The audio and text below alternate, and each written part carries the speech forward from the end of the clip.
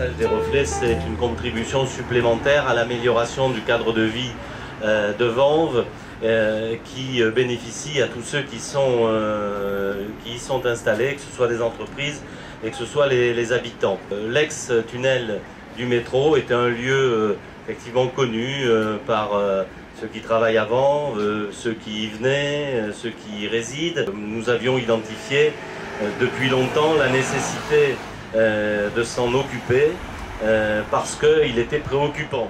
Alors au-delà de la modernisation, c'est surtout l'amélioration d'une entrée de ville, la rénovation d'un lieu de passage important quand on part devant ou quand on y arrive, donc finalement un lieu d'accueil. Nous avons eu comme partenaire Grand Paris Seine-Ouest, notre établissement public territorial, et puis Viparis, qui est la société en charge de la gestion du parc des expositions, et la commune. Et nous nous sommes répartis à parts égales, à peu près un tiers chacun, le financement de cette opération de l'ordre de 600 000 €.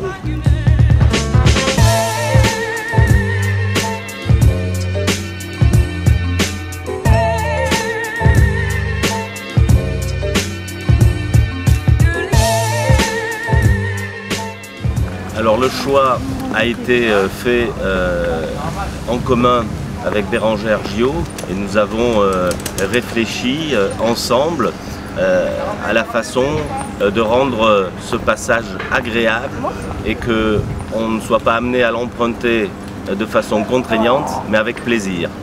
Le point de départ, c'était la requalification, c'est-à-dire de donner vraiment une identité à ce lieu, et on a choisi le passage, puisque le passage c'est caractéristique d'un lieu urbain, comme une rue, une place, un passage, voilà, ça renvoie à un vocabulaire qu'on connaît, ce n'est pas un tunnel, ce n'est pas un couloir, c'est un passage.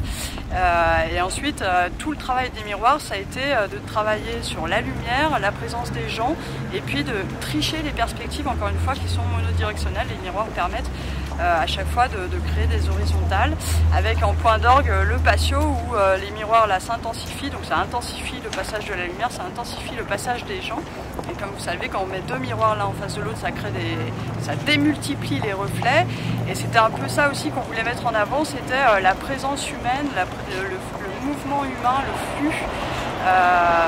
Voilà.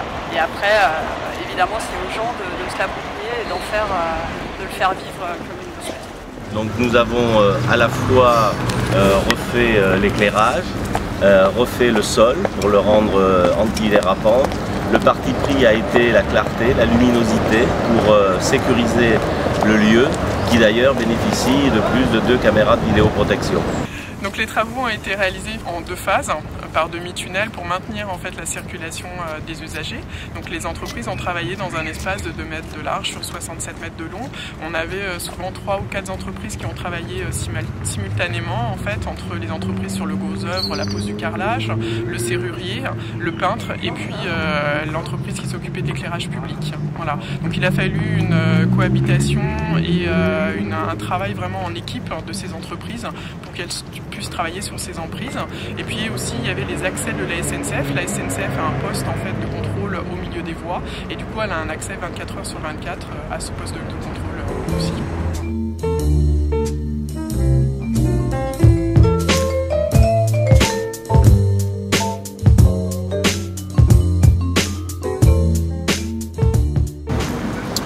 Ce projet ne fait que confirmer notre volonté de moderniser la commune et de prendre en compte l'ensemble de ces espaces, quels qu'ils soient, dès l'instant où ils bénéficient aux usagers, où ils bénéficient aux Vanvéens, pour que quand ils y sont, ils y prennent du plaisir. Je pense qu'ils apprécient ce lieu qui est aussi un peu magique de par sa conception avec les miroirs et les éclairages. Et finalement, c'est presque une promenade que de l'emprunter.